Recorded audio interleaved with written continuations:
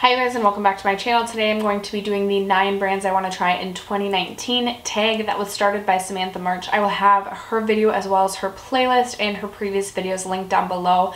I also did 8 brands I want to try in 2018 and 8 skincare brands I want to try in 2018 last year, and I just filmed my recap video for those, so I'll have all those sorts of videos linked down below for you guys as well in case you're interested in checking those out. But essentially today I'm just going to be sharing 9 brands with you that I am interested in trying in 2019. Either I haven't tried anything from these brands or I've tried like maybe a sample product or like one product from the brand. So if you guys are interested in hearing a little bit more about the 9 brands that I am looking forward to trying or hopefully trying in 2019, then just keep watching. I cannot believe it is already December and it is almost 2019. It is crazy to me how quickly this year has gone by. Like I said in the introduction, I did film the 8 beauty brands I want to try in 2018, and I did end up trying all 8 brands that I mentioned in that video.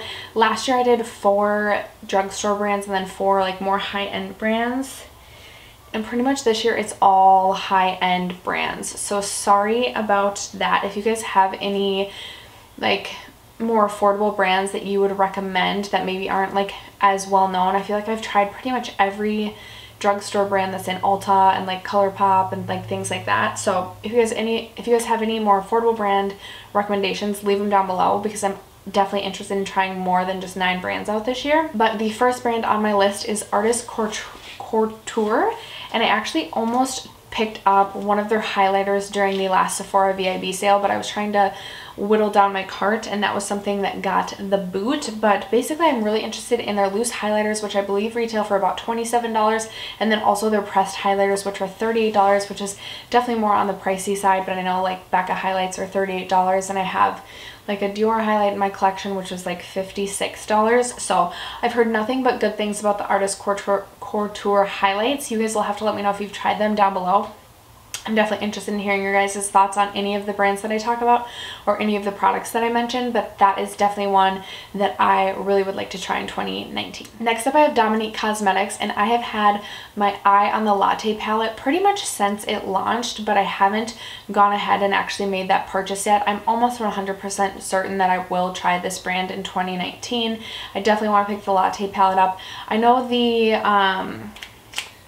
like the cherry chocolate, I don't remember what she called it, the one that she just released also looked very, very pretty to me. I still think I want the latte one over that one, but I really like Christian Dominique. I love watching her channel, so I definitely want to support her. I know she also has come out with lip glosses and I think possibly recently liquid lipsticks. I could be wrong about that, but I would always be interested in trying gloss or liquid lipstick as well, and I'll be really interested to see what she releases in 2019. Next on my list is Lawless Beauty, and I know Lawless is a relatively new brand too, so they don't have that many products, but I definitely want to try one of her liquid lipsticks. I actually picked one up during my last Sephora VIB purchase, so I have a Lawless Beauty liquid lipstick currently in my collection, but I have yet to try it, and I definitely feel like if I like it, I want to pick up more colors in the Lawless liquid lipstick formula because I love a lot of the shades that she has to offer. I've also been hearing really good things about her Seal the Deal translucent or like brightening powder, so I'm really interested in picking those up. And then I know she just released a really, really beautiful palette, but it is $65, so I was really interested in picking that up, and then I saw the price tag and was like a little disappointed by that, but I definitely still have my eye on it and would be interested in trying it out if I see good reviews on that.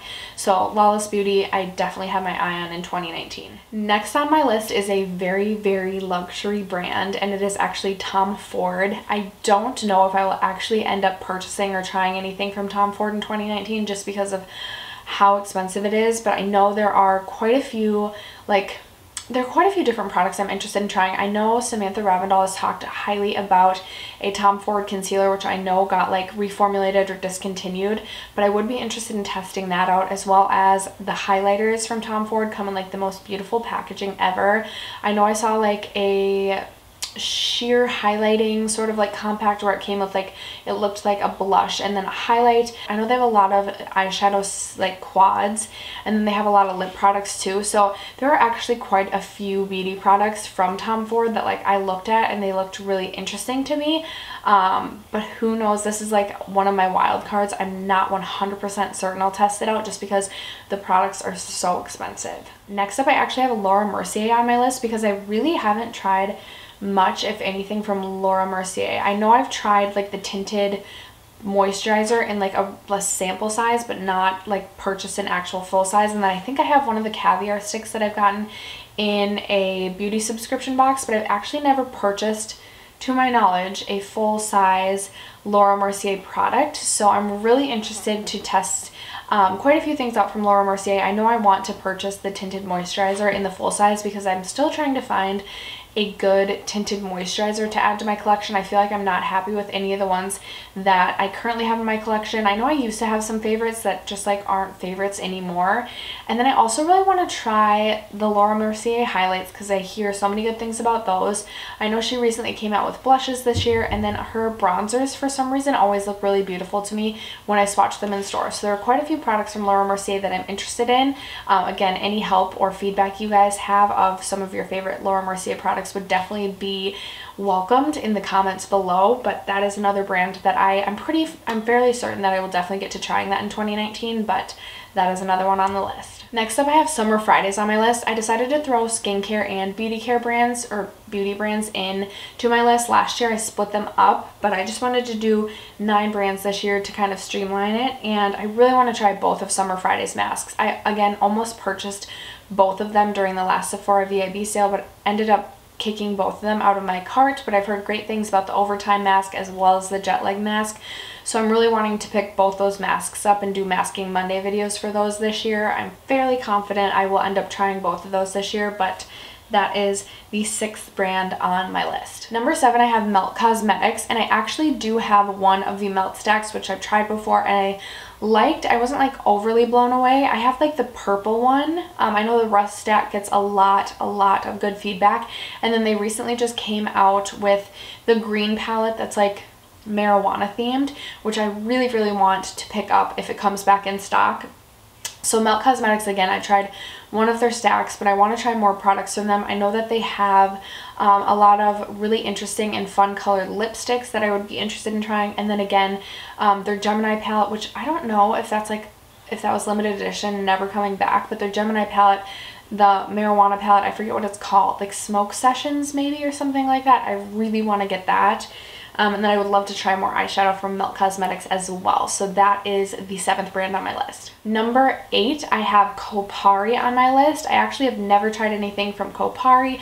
I'm really actually most interested in trying their deodorant that they just came out with. I've heard really good feedback and really good reviews on that, and I believe it's aluminum free. I know I'm trying to find a good aluminum free deodorant that works for me. I've tried the native one and it just does not work for me. I feel like it makes me smell worse than if I just were to not wear deodorant.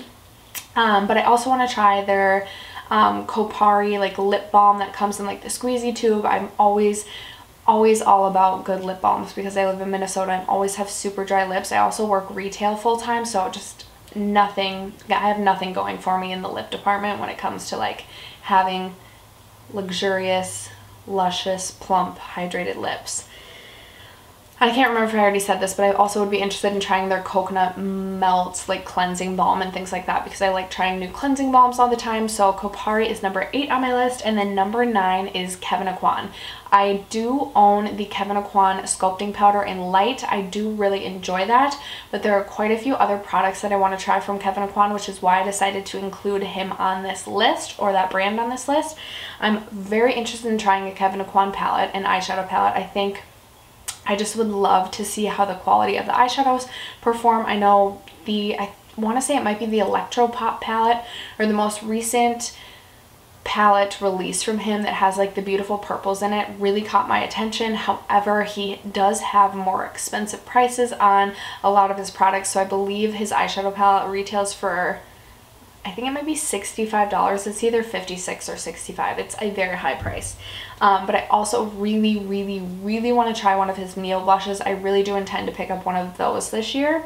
I know he has a concealer that a lot of people, like, I feel like if people are talking about that concealer, they're saying good things about it. I don't hear a lot of people talking about it, but the people that I do hear saying things about it are saying good things. So I'm interested in trying the Kevyn Aucoin concealer as well as his Molten liquid lipsticks. I feel like I've heard good things about, so I'm really interested in picking up at least one, if not more, of those. I love testing out new liquid lipsticks. I do want to bring back my liquid lipstick review series, but it just, those videos take so much time, like so much dedication, because it's like 8 hours of your day. Not like totally, but kind of. But yeah, after that, you guys, that is going to conclude the 9 brands that I'm interested in trying in 2019. You guys will have to let me know in the comment box below what brands you're interested in trying out in the coming new year, as well as any brands that you think I should add to my list. Other than that, you guys, if you haven't already subscribed to my channel, don't forget to do so before you go, and I'll catch you guys in my next video. Bye!